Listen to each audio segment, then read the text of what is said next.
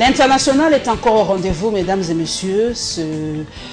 Pour cette édition, nous recevons une grande dame et avec elle, nous allons parler de la place de la littérature dans le développement d'un pays et pourquoi pas, c'est l'international, faire une petite étude comparative entre la littérature congolaise et la littérature dans d'autres pays et parler aussi des écrivaines en République démocratique du Congo. Et nous allons tirer un peu la sonnette d'alarme, savoir pourquoi lire n'attire pas aujourd'hui, pourquoi on aimerait bien savoir si c'est un mythe ou c'est une réalité, si les Congolais ou les Congolaises n'aiment pas lire. Parce qu'on le dit souvent, si vous voulez garder un secret, eh bien, mettez-les dans un livre. Est-ce que c'est vrai, est-ce que c'est faux? Très heureuse donc de recevoir Yeman, Yolande Elebe-Bandebo, très heureuse de le recevoir. Bonjour. Vraiment très heureuse. Merci de me recevoir. Merci vraiment d'être avec nous, Yolande Elebe. Vous écrivez, on le sait. Vous avez publié déjà 2 à 3 livres à Kinshasa. Oui, mais j'aimerais avoir votre impression. Est-ce que ces livres se vendent bien? Est-ce que les Congolais le lisent? Les Congolais lisent. Maintenant, se vendre bien, c'est une autre paire de manches pour plusieurs raisons. D'abord, le livre a un coût.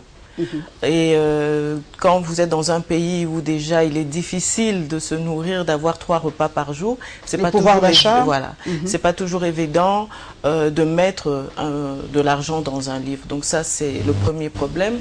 Le deuxième, enfin il y a plusieurs problèmes, hein, mais déjà ne fût-ce que publier un livre, c'est un parcours de combattant.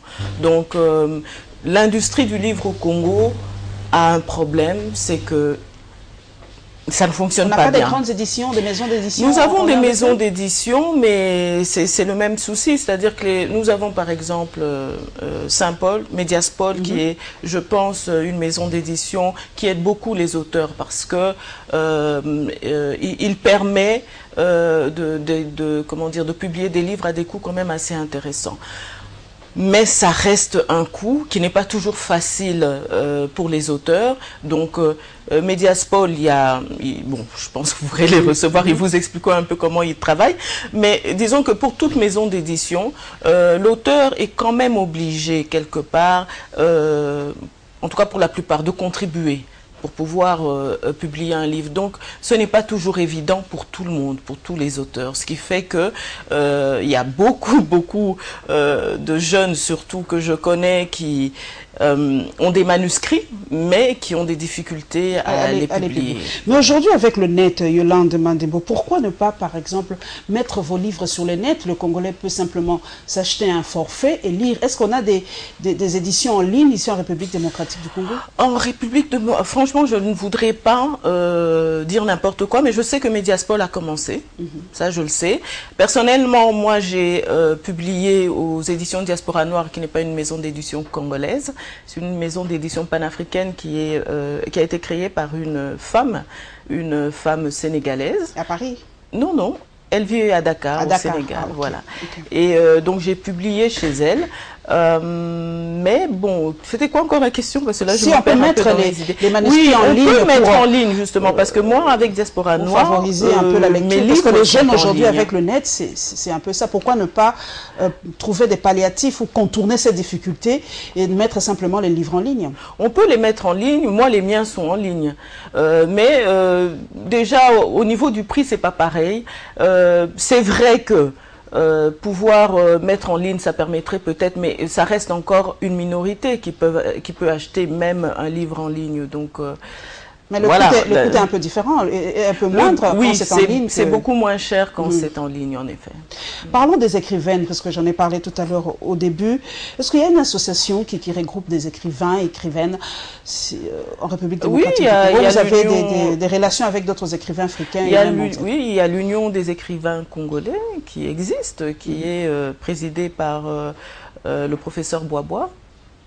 Union des écrivaines, non. Il n'y en a pas. Et c'est vrai que j'y pensais, parce que je me disais que c'est quand même bon qu'on puisse, nous avons des aînés qui sont là, ce serait bien de pouvoir regrouper toutes les femmes qui écrivent, et pourquoi pas, ça peut nous aider aussi justement pour mieux se faire connaître, non seulement ici mais à l'étranger, et pouvoir aussi assister, parce qu'il y a énormément de manifestations de par le monde liées au livre. Donc des salons, des festivals, enfin il y a des festivals pardon, un peu partout. Il y a des salons de livres, des salons littéraires. Est-ce que les Congolais participent dans ces festivals à l'étranger? Parce qu'il y en a beaucoup à Paris, la semaine du livre, à Dakar, ailleurs. Est-ce que vous y participez? Difficilement.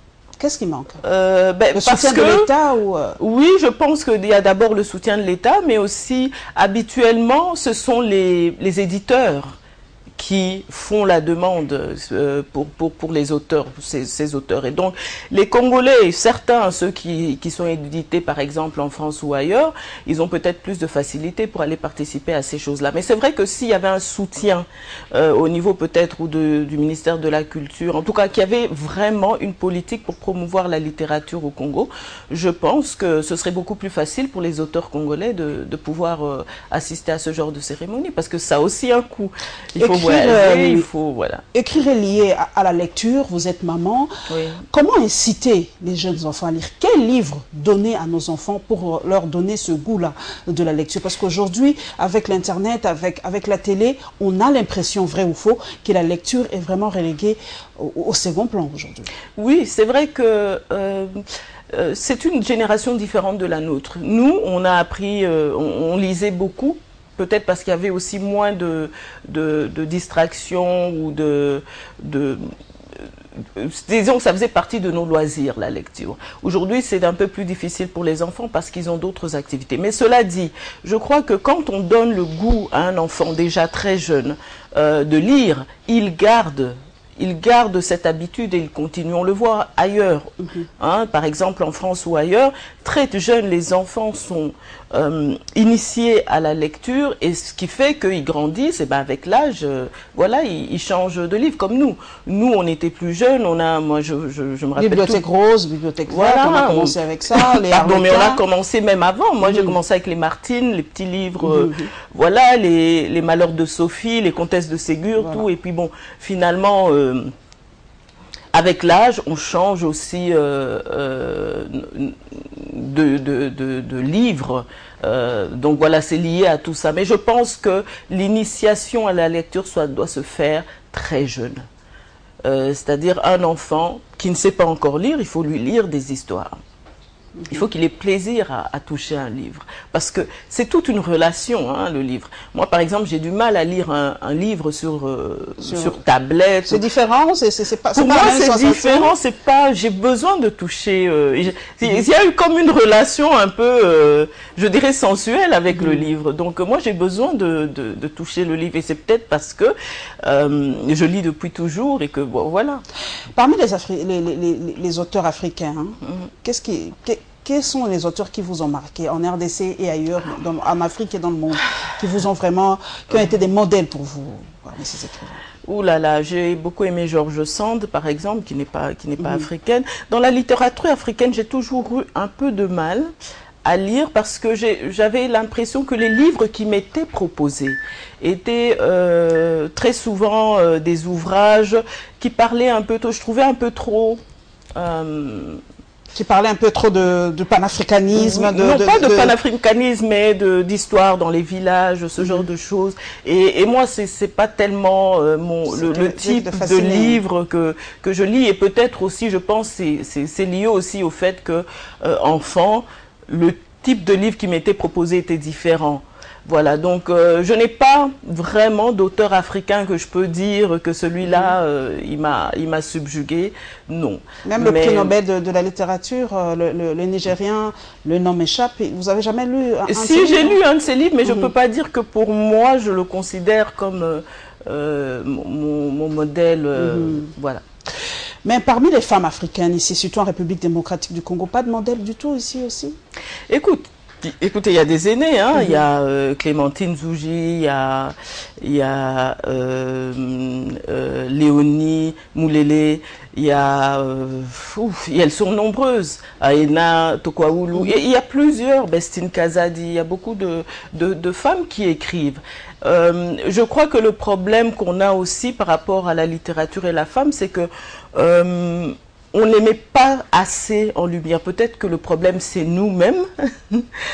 Moi, j'essaie un peu parce que la littérature est mon cheval de bataille. J'ai vraiment envie de pouvoir pousser pour remettre ça au goût du jour parce qu'on en a besoin, parce qu'on se rend compte d'ailleurs aujourd'hui, même les étudiants qui terminent leurs études ont du mal non seulement à s'exprimer, mais aussi à écrire convenablement. La lecture impacte sur l'écriture, Yolande Delébé? Totalement.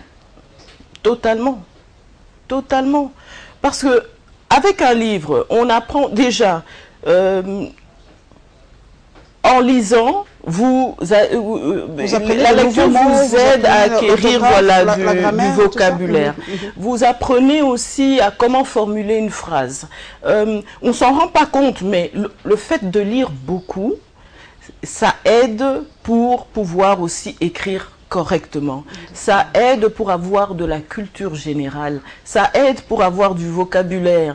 Et c'est parfois triste quand on voit les jeunes qui terminent les études aujourd'hui qui sont incapables de vous écrire 3 phrases de français correctement. Est-ce que les cours de dissertation dans les écoles, est-ce qu'on le fait encore, ou est-ce que il y a encore très peu, rédaction, dissertation, dictée et tout ça. Oui, très peu, mais je crois qu'il faudrait vraiment remettre le livre. Le livre devrait reprendre toute son importance dans l'éducation.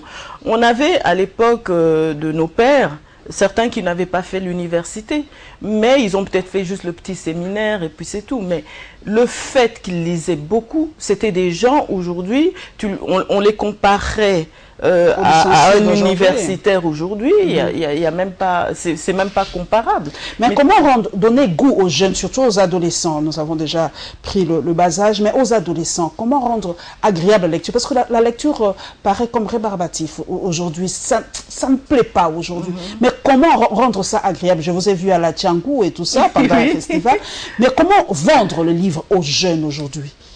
Je crois qu'il faudrait, organiser déjà dans les écoles, et moi c'est quelque chose qui me tient à cœur, pouvoir aller dans les écoles, parler du livre, lire avec les élèves, leur proposer des ouvrages.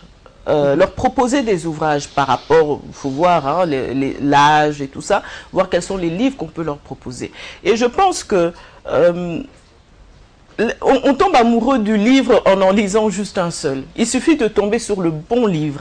Après ça, on prend le goût à la lecture. Donc, on a besoin d'amener le livre à proximité de la jeunesse. Parce qu'aujourd'hui, le livre est un peu inaccessible. Il n'y a pas beaucoup d'écoles qui ont des bibliothèques. Les librairies, les livres coûtent cher. Les bibliothèques publiques, il n'y en a pas des masses non plus. Nous avons le Centre Wallonie-Bruxelles qui fait ce qu'il peut avec... Bon, c'est vrai que, par exemple, au Centre Wallonie-Bruxelles, l'abonnement n'est pas cher du tout, donc ça permet... Mais le problème, c'est que... l'accessibilité. Voilà, le jeune doit se déplacer pour y aller et c'est pas toujours évident. Donc, il faut ramener le livre dans nos quartiers. Il faut ramener le livre dans les communes. Il faut ramener le livre dans les écoles. Et pour ça, il faudrait justement, nous les auteurs, par exemple, aller sur terrain, parler avec les jeunes, leur proposer des ouvrages. Voilà. Je crois que sans ça, ce serait difficile d'amener un jeune vers la littérature. Les langues. Nous parlons, nous essayons de bien parler français. C'est vrai que c'est pas notre langue, mais c'est la langue des Français. Mais pourquoi ne pas peut-être mettre en exergue les langues nationales? Peut-être aussi, cela inciterait les jeunes à lire. Si on pouvait écrire en lingala peut-être, ou en swahili, ou en chiluba peut-être. Mais comme c'est peut-être pas les langues, la langue officielle qui écrivent en lingala. Richard Ali a sorti, je crois, 2 livres en lingala. Il y en a d'autres. Les livres sont là. C'est pas, au fait, je ne pense pas qu'il y ait une pénurie d'auteurs ou une pénurie de livres. Le problème, c'est l'accessibilité et surtout essayer d'amener le livre vers les jeunes pour qu'ils découvrent. Moi, plusieurs fois, ce qui m'est arrivé déjà avec la promotion de mon dernier ouvrage, mais même avant, quand il m'arrive d'aller dans les écoles, les jeunes sont ébahis. Ils disent, vous écrivez des livres, c'est extraordinaire. C'est extraordinaire parce qu'ils ne voient pas les auteurs, ils ne les connaissent pas. Donc, il est bon d'essayer en tout cas de ramener le livre vers les jeunes et ne pas attendre qu'ils viennent vers le livre parce qu'ils ne viendront pas. Je reviens encore avec cette thématique. Est-ce que le Congolais lise? Parce que nous avons appris que si vous voulez cacher un secret à un Congolais, eh bien mettez-le dans un... J'y reviens. Est-ce que le Congolais lise? Qu'est-ce que le Congolais lise? Vous êtes écrivain. Quels sont les goûts? Est-ce que vous connaissez un peu les goûts des Congolais par rapport aux autres peuples, aux Français, aux autres? Qu'est-ce que le Congolais lise en général? Les Congolais lisent. Ils sont peut-être pas... C'est difficile aussi de réellement faire des statistiques, justement parce que nous n'avons pas assez de bibliothèques et tout ça pour pouvoir voir combien de cartes, combien d'abonnés il y a. Donc c'est assez difficile. Je crois que la politique du livre au Congo doit être réfléchie, doit être reformulée de manière à permettre justement d'avoir ce genre de statistiques, voire déjà, même dans les écoles, essayer de ramener de nouveaux auteurs dans le programme scolaire, des auteurs contemporains d'aujourd'hui, parce qu'il y a beaucoup de jeunes aujourd'hui qui sortent des livres, et je pense, par exemple, des adolescents, de lire un auteur qui aurait 25-27 ans, les générations ne sont pas si différentes. Et donc, ils peuvent se retrouver dans ces livres-là parce que ça raconte des réalités qui sont les leurs. Donc, le problème, c'est vraiment de changer la politique du livre de manière à ce que le livre devienne plus accessible, moins cher, parce que, je ne sais pas si vous le savez, mais les livres sont taxés, enfin, en tout cas... Quand on importe, on taxe et pourtant on doit détaxer les livres. Voilà, les livres sont taxés, donc il faut une politique qui permette une accessibilité. Et je ne peux pas croire que le Congolais est allergique aux livres. Moi, j'ai été à Dakar. Il y avait FNAC à Dakar. Pourquoi chez nous c'est difficile d'avoir un genre FNAC ici à Kinshasa? Et pourtant, j'ai acheté des tonnes de livres à Dakar, mais je suis dans l'incapacité d'acheter des livres à de tels prix ici à Kinshasa. Mais parce que là-bas, il y a une réelle politique du livre. Ici, il n'y en a pas. Et c'est ce qui nous pose problème. Je pense que si on faisait un effort justement dans ce sens-là pour que le livre soit plus accessible, les Congolais liront. Liront, exactement. Nous prenons maintenant l'angle, je crois, qui fera plaisir aux politiques. Les gens l'attendent.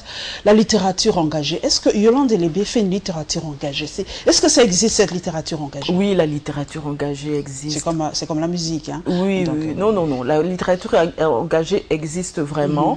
Moi, je fais de la poésie, mais il ne manque jamais de textes à connotation politique. Je dirais pas politique. Moi, je trouve que le rôle d'un auteur, en tout cas d'un poète, c'est un peu d'être un éveilleur de conscience. Donc, lanceur d'alerte chez nous, les journalistes. Voilà, voilà. Et notre rôle est quelque part non seulement de dépeindre la société, de dénoncer, mais aussi parfois de réveiller les consciences, réveiller et montrer qu'il y a un souci.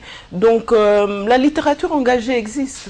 Elle est là. Il y a des auteurs engagés ici en RDC, parce que les gens peut-être ne connaissent pas. C'est ça aussi la communication, le fait de savoir qu'il y a des auteurs engagés. Mais il y en a eu même avec nos aînés. Il y a eu des auteurs qui ont eu à dénoncer des choses, même à l'époque de la Deuxième République. Le problème... comme j'ai dit, c'est l'accessibilité au livre. C'est l'accessibilité au livre, malheureusement. Aujourd'hui, nous avons, parce que la littérature, au fait, est dynamique. Oui, il y a les livres, mais il y a aussi des jeunes aujourd'hui qui écrivent très bien, mais ils préfèrent vivre leur littérature de manière orale. Donc, comme on a les slameurs, on a les j'allais en parler. Est-ce que les slameurs sont des écrivains ont le même titre que les écrivains des slameurs, en fait? Même titre, je ne sais pas, mais en tout cas, ce sont des personnes qui écrivent. Les textes des slameurs, en tout cas de ceux que je connais, peuvent faire l'objet d'un recueil de poèmes. Il y en a certains d'ailleurs qui ont sorti des recueils de quelqu'un comme Microméga, il a sorti aussi des recueils de poèmes, pourtant il continue à slammer. Donc, oui, ce sont des plumes, disons, ce sont aussi des plumes. Aujourd'hui, avec la République démocratique du Congo, on ne peut ne pas en parler. Est-ce que la littérature impacte dans le développement d'une nation? Aujourd'hui, la République démocratique du Congo, les gens se plaignent que les jeunes ne lisent pas, que les jeunes ne savent plus bien écrire, surtout le français peut-être. Est-ce que cela aura une incidence sur, dans le développement de notre nation plus tard? Je crois qu'on le voit déjà. On le voit déjà que ça a un impact. C'est obligatoire, enfin, on ne peut pas faire autrement. À partir du moment où notre jeunesse est vraiment... Moi, je le vois avec certains jeunes quand on discute, je vois déjà au niveau de la culture générale,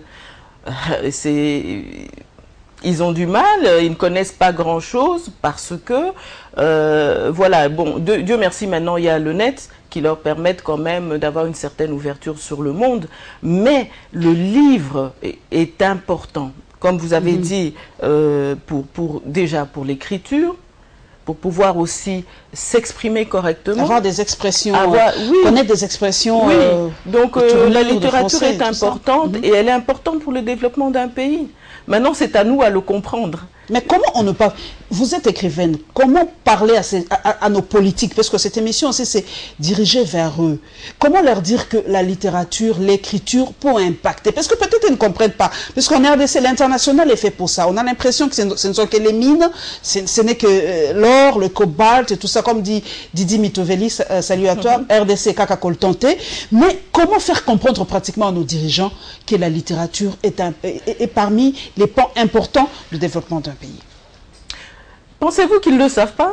En tout cas, on commence à se poser la question. Peut-être qu'ils le savent. Je crois qu'ils le savent, mais bon, tout le monde n'a pas les mêmes intérêts et tout le monde n'a peut-être pas envie que, justement, cette jeunesse soit un peu plus éveillée. Je ne sais pas.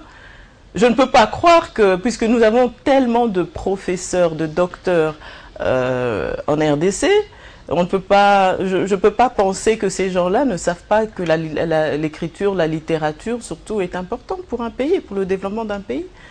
Quand on voit la France, quand on voit d'autres pays, il y a toujours eu des auteurs qui ont galvanisé. Vous voyez des Victor Hugo, vous voyez des Émile Zola, vous voyez... Voilà. Vers les années 60, il y a eu tout un mouvement pour le panafricanisme, la négritude et tout ça. Mais aujourd'hui, on a l'impression que les écrivains ne portent pas le souci du peuple aujourd'hui. Quand on voulait accéder aux indépendances dans les années 50-60, vous avez vu l'essor des écrivains. Oui, mais l'impact des écrivains à cette époque-là, nous sortions de la colonisation et à cette époque-là, la littérature était encore quelque chose d'important dans l'éducation. Ce qui ne l'est plus aujourd'hui. Donc, au fait, on a évolué, mais dans le mauvais sens.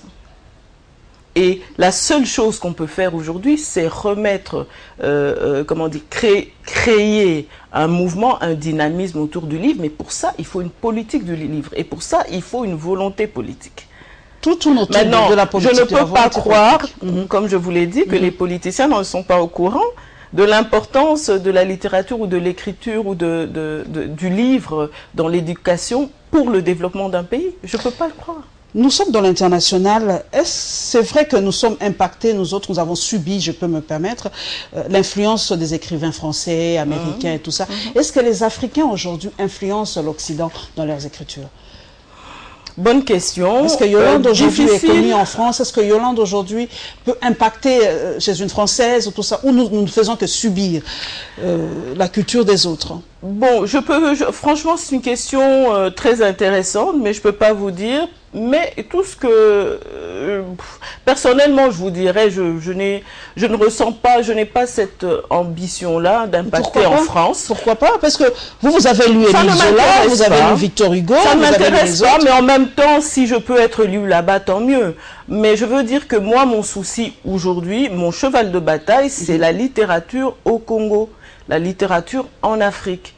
Donc c'est ça mon cheval de bataille. Nous ne vivons pas en vase clos, Yolande. Le monde aujourd'hui ne vit plus en vase clos. Non, je suis d'accord. Donc votre travail doit impacter aussi dans les autres cultures. On doit savoir que non, il y a des Congolaises qui écrivent et voilà. Mais comment vous ne travaillez que pour le Congo? Ça semble un peu ce que je veux dire, c'est ceci.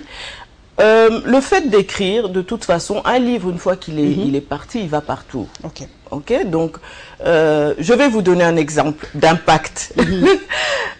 Mon premier ouvrage, il a beaucoup circulé, en tout cas il s'est vendu un peu partout, et il est arrivé au Canada, à Montréal. Il a été très apprécié. J'ai reçu pas mal de commandes et un des livres a été remis à une femme politique du Québec. Du Québec, Lise Payette, qui est vraiment la femme, l'une des pionnières des femmes politiques, féministes, tout ça, journalistes d'ailleurs aussi, au Canada. Et elle a lu un de mes textes qui s'appelait « Je voterai ». C'est un texte que j'avais écrit avant les élections pour dire pourquoi il fallait voter, pourquoi il ne fallait surtout pas rester à la maison et qu'il fallait voter. Ce texte, elle l'a adoré. Et qu'est-ce qu'elle a fait? Elle a écrit un article parce que au Canada, ils avaient un problème où il y avait beaucoup d'abstention. Abstention, pas d'abstinence. Jalomba la docteur, merci. J'ai encore un peu de cette émission, oui, l'abstention. Voilà, il y avait beaucoup d'abstention. Et elle a utilisé mon texte pour dire aux Canadiens pourquoi ils devaient voter. Parce qu'elle leur a expliqué en disant, ce texte nous explique à quel point c'est important pour eux, vu la situation de leur pays, et ça me rappelle aussi à quel point le vote est important. On a oublié en Europe ou en Occident parce que on se dit, bon, de toute façon, ça sert à rien, mais le minimum est déjà acquis. Et donc, elle a utilisé mon texte pour demander aux Canadiens d'aller voter. Et ça, elle a écrit dans l'un des plus grands journaux du Québec, en me citant et en mettant mon poème. Donc, quelque part, j'impacte aussi. Voilà. J'ai impacté. Mais je veux dire, pour moi, ce n'est pas une ambition d'impacter là-bas. Je dis que je veux être lu partout. Je crois que c'est le rêve de tout auteur. Mais mon souhait, en tout cas mon combat, et que la littérature reprenne sa place et ses titres de noblesse déjà dans mon pays. Par rapport à la jeune fille congolaise, Yolande Elébé, la jeune fille congolaise aujourd'hui est attirée aussi par la littérature? Je mets vraiment l'accent par rapport à la jeune fille congolaise. La jeune fille congolaise est attirée par la littérature aujourd'hui? En grand général, je dirais non, mais je reviendrai à la même conclusion, c'est parce que le livre ne lui est pas proposé. Je connais beaucoup de jeunes femmes aujourd'hui qui écrivent. Il y en a certaines que j'encadre et qui sont, j'espère très bientôt, elles vont pouvoir publier. Donc, je pense que le problème principal et fondamental, c'est l'accès aux livres. Tout simplement. Nous, on était jeunes, on lisait les Harlequins, tout ça à l'école, et on en lisait des tonnes. Des tonnes. Moi, j'en ai pas plus ou moins 10 000 Harlequins de ma vie. Donc voilà, ce n'était pas de la grande littérature, mais c'était des livres, et on les lisait. Donc, il y a l'intérêt quand c'est quelque chose qu'on aime bien, et je pense que la jeune fille d'aujourd'hui pourrait aussi se mettre... Moi, j'aimerais bien comprendre, parce qu'aujourd'hui, c'est vrai, vous parlez des Harlequins, c'est notre génération des années 70 et tout ça, mais pourquoi nos filles, les jeunes filles des années 90, ne sont pas attirées par les Harlequins? Tout simplement, cette littérature qui semble simpliste, mais pourtant, on en a dévoré. Pourquoi ça n'attire plus les jeunes filles d'aujourd'hui? Parce qu'aujourd'hui, elles ont d'autres accès à l'internet, voilà, ce que nous n'avions pas tout ça. C'était l'adolescence où la jeune fille est pleine de rêves et de tout ça, et donc on retrouvait un peu dans les Harlequins nos rêves de jeunes filles. Mais les jeunes filles d'aujourd'hui ne rêvent plus ou quoi? Elles rêvent, mais bon, elles ont la télé, elles ont les séries, elles ont les téléréalités, voilà, elles ont les Kardashians, bon, voilà, c'est une autre génération, mais ça n'empêche pas. Moi, je ne désespère pas du fait que on peut les amener à la littérature, on peut les amener à la lecture. Peut-être combiner les deux, c'est peut-être une idée qui me fait. Pourquoi peut-être faire une télé-réalité où on demanderait aux jeunes filles de lire et peut-être de résumer en une semaine ce qu'ils ont lu? Peut-être ça pourra les aider. Combiner les deux passions, la télé-réalité et la lecture, pourquoi pas? Il faut peut-être une idée comme ça qui me vient. Possible, oui, ça peut marcher. Ça peut marcher parce que les deux raisons. Il faut juste essayer, oui, il faut réfléchir à comment inciter les jeunes à vraiment lire. À des des événements culturels qui peuvent ramener... mais ça se fait déjà, hein. Moi je sais qu'il y a des groupes de jeunes aujourd'hui qui ont des ateliers de slam, des ateliers d'écriture. Il y a des groupes comme Aleph par exemple qui reçoivent les auteurs. Mais ce sont des jeunes, il y en a qui sont des étudiants, et ils reçoivent les auteurs, ils lisent les livres et puis ils reçoivent les auteurs et ils discutent avec eux de livres. Donc il y a comme ça des petites poches de jeunes qui y croient et qui se lèvent. Mais comme j'ai dit, il faut une politique qui permette à ce que ça puisse aller à plus large, enfin en tout cas une plus large diffusion, et surtout des événements qui permettent comme ça à ce que les jeunes se retrouvent, et voilà. La littérature francophone et la littérature anglophone, quelle est la littérature la plus riche Difficile à dire, elles sont toutes les deux très riches parce qu'elle est diverse, et en français et en anglais. Et puis aujourd'hui, vous préférez lire en français ou en anglais? Je lis les deux. J'ai la chance d'être bilingue, donc je lis les deux, anglais-français sans souci.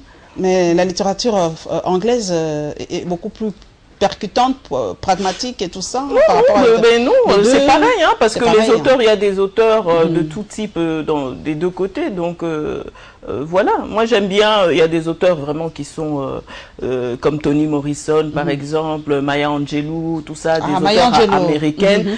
Que moi, oui, bah, vous parliez d'impact, voilà, ces femmes-là m'ont vraiment marqué. Parce que j'adore la profondeur qu'il y a dans leurs textes, dans leurs récits, et c'est quelque chose que moi aussi dans mon écriture je cherche la profondeur.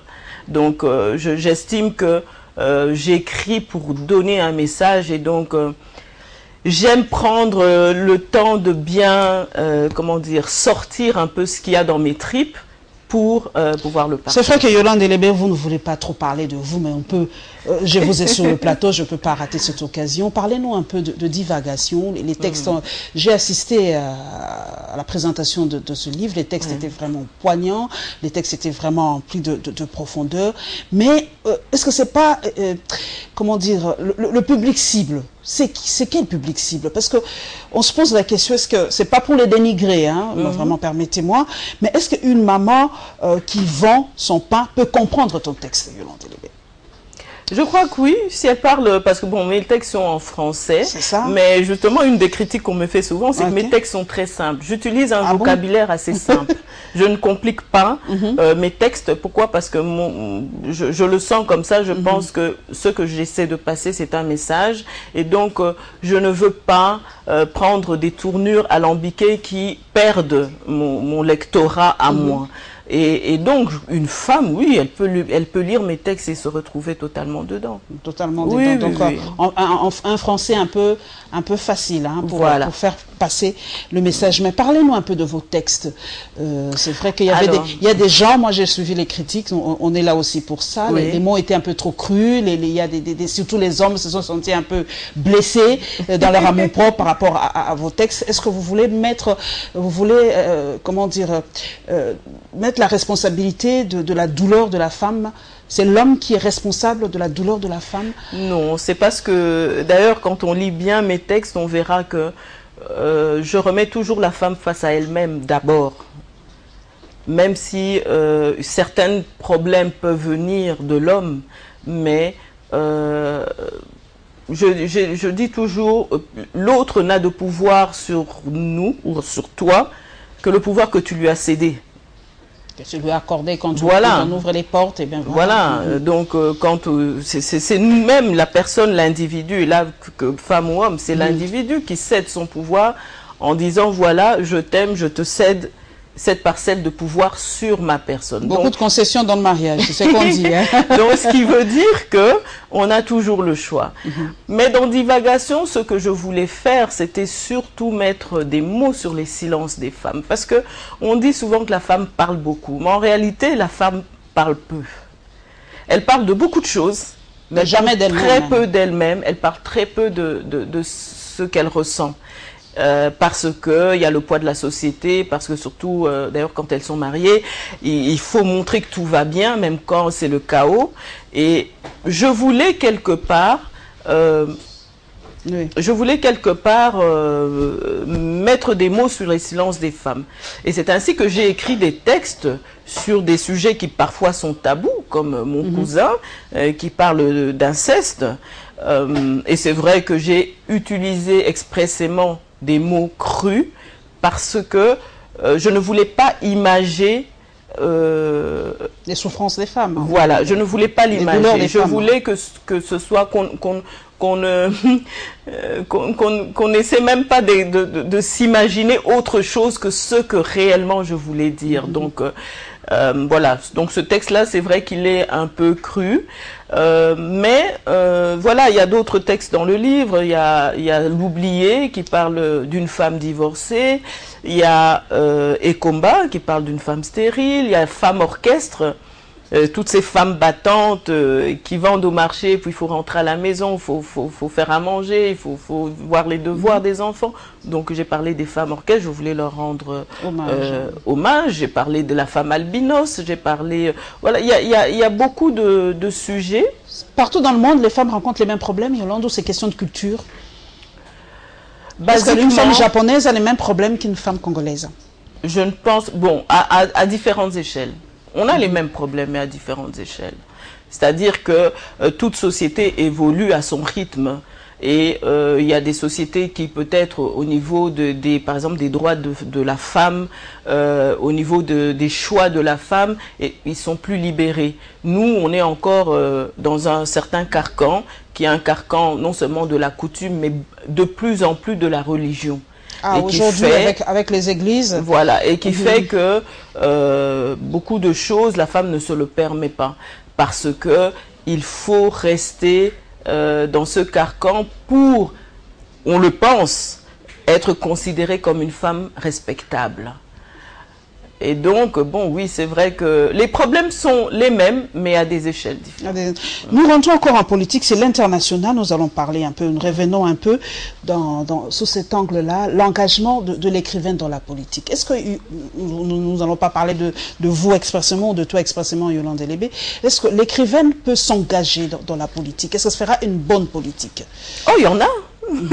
Il y en a beaucoup, hein, il y en a qui se sont engagés. Madame Kassavou s'est engagée. Elle écrit aussi. Elle écrit aussi. Okay. Il y a Madame Landou.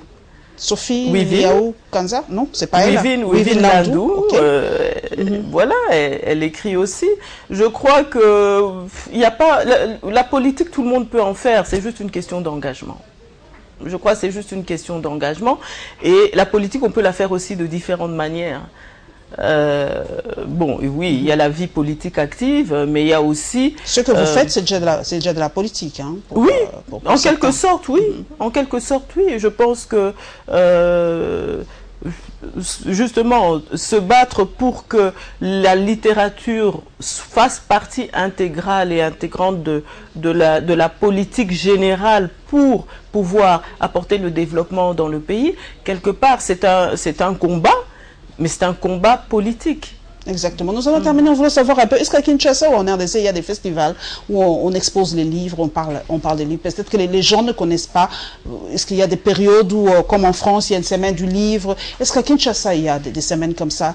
Oui, il y en a de plus en plus. Là, je suis d'ailleurs marraine d'un festival qui aura lieu en septembre. On a fait l'ouverture officielle, mais ça commencera en septembre à Massina. Il y a des... À la Tchango, hein? Oui, oui. Et c'est organisé par des jeunes. Ce sont de jeunes personnes qui, avec leur courage et très peu de moyens, ont mis en place ce festival littéraire. Donc, ils sont encouragés. Il y a... c'est vrai que la plupart de ces événements sont organisés par, malheureusement ou heureusement, les deux, je pense, par les ambassades étrangères, ça n'attire pas les sponsors, parce culturels qu'on ne comprend pas que des sponsors mettent beaucoup d'argent quand il s'agit de musique, quand il s'agit d'autres formes de culture, mais quand il s'agit de littérature, de la lecture, on dirait que les sponsors n'aiment pas trop. Pourquoi? Est-ce que Yolande Elébé ne se bat pas chez ses sponsors pour leur expliquer? Non, c'est aussi important de mettre le paquet par rapport à la littérature. Ou vous êtes déjà mais tout le monde se bat d'une pas. certaine manière. C'est vrai que c'est difficile. C'est difficile pour les auteurs, mais de plus en plus, moi je vois de plus en plus d'événements qui sont organisés autour du livre, et je pense qu'il y a un renouveau qui est là. Il y a un renouveau qui est là avec les jeunes qui arrivent, qui sont très dynamiques, et il y a même des ateliers d'écriture, il y a les éditions du Pangolin qui en organisent assez régulièrement. Voilà, donc je crois que cette nouvelle génération qui arrive va apporter aussi un renouveau, et le livre va être remis petit à petit. Il y a beaucoup de formes, revenir dans les maisons. Il y a beaucoup de formes littéraires, il y a la poésie, il y a le roman, mais moi, ma fille m'a dit les bandes dessinées, mon fils m'a dit les bandes dessinées. Est-ce qu'il y a des auteurs de bandes dessinées congolais? Bien sûr. Parce que nous, on achète que Tintin, on achète que, je ne sais pas moi, les autres, mais bon, en les Congolais, on ne connaît pas trop. C'est ça qui est dommage, parce qu'ils sont beaucoup plus connus à l'extérieur qu'ici. Mais toujours, on revient à la même chose, la politique du livre qui ne permet pas réellement aux auteurs congolais d'être connus. Moi, j'adorais.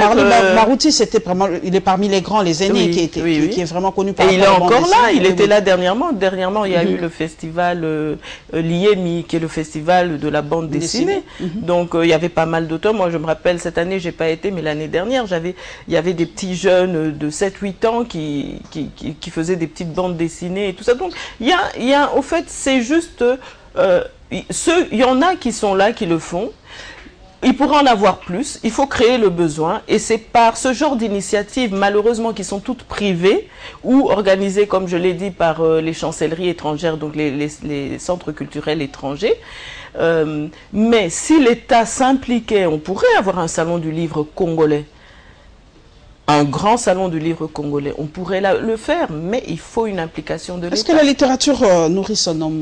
Nous sommes en train d'atterrir tout doucement, ou c'est simplement genre fantasme, une autre occupation?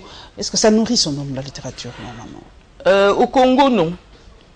Mais sous d'autres cieux, oui. Un auteur à succès vit de ses livres, mais au Congo, non. Un best-seller, nous avons... Quand est-ce qu'un ouvrage est appelé best-seller? Au Congo? Est-ce qu'on a déjà des best-sellers congolais? Non, pas du tout. Je ne sais pas. On doit atteindre quel nombre de livres vendus pour être un best-seller? Sincèrement, je ne sais pas. Mais en France, aux États-Unis, on est appelé best-seller après avoir vendu combien de livres à peu près? Je crois que c'est à partir de 100 000. Hein. Je préfère ne pas m'avancer, mais je crois que, je pense, je ne suis pas sûre, donc je confirme rien. Mais au Congo, je ne sais pas, je crois qu'un auteur qui vend... Moi, je ne me plains pas trop, parce que j'ai quand même pas mal vendu, que ce soit le Bictari ou Divagation. Mais au Congo, quand on arrive déjà à vendre 500 exemplaires, c'est beaucoup. C'est beaucoup pour la RDC. Mais bon, voilà, c'est rien ailleurs. Et les prix, est-ce qu'il y a des prix genre Goncourt, prix Pulitzer, des prix comme ça en RDC bon, pas aussi prestigieux. On n'a pas au Congo, en tout cas pour l'instant, des prix aussi prestigieux, mais il y a des prix. Il y a Mikanda Awards, il y a le prix Zamenga, il y a des prix qui commencent, et là encore, c'est la jeunesse qui s'organise et qui délivre ces prix-là. Il y a de plus en plus de prix qui naissent, mais c'est vrai qu'on n'a pas un prix aussi prestigieux. Voilà, mais moi je ne désespère pas que ça va arriver. On ne désespère pas que ça va arriver. Voilà, nous sommes à la fin. Merci Yolande Elébé.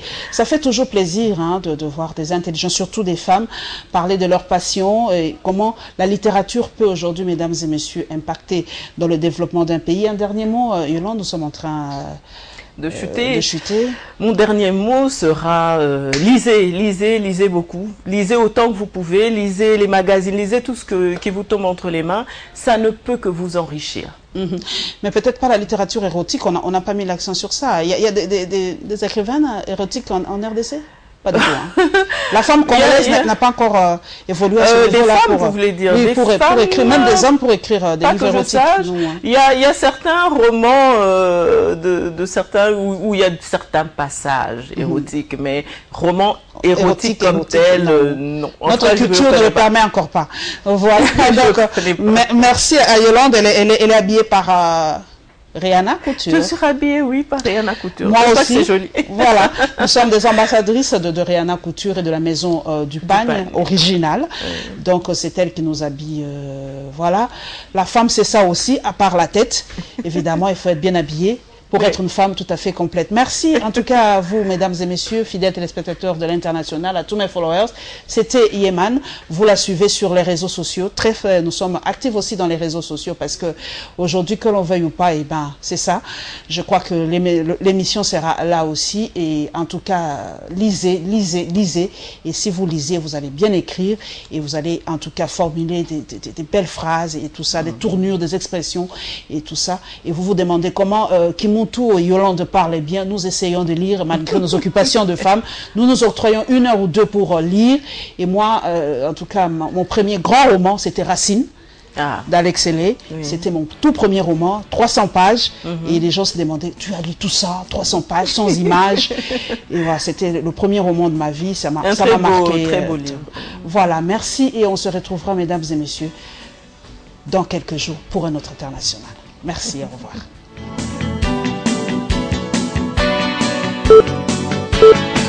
Thank you.